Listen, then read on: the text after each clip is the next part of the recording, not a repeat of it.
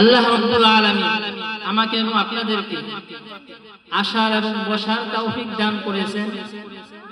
কোরআন ও হাদিসের আলোকে কিছু কথা বলা এবং শ্রবণ করার তৌফিক দান করেছেন।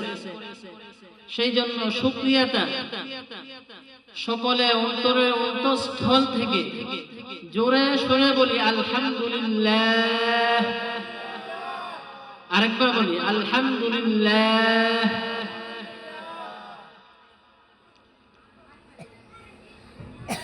তো আজকে আমার সময় একদম কম, এই অল্প সময়ের ভিতরে আমি নিয়ত সম্পর্কে কিছু আলোচনা করব ইনশাআল্লাহ। ওয়া মা তাওফীকি ইল্লা বিল্লাহ। সুবহানাকা লা ইলমা লানা ইল্লা মা 'আল্লামতানা ইন্নাকা আনতাল আলিমুল হাকীম।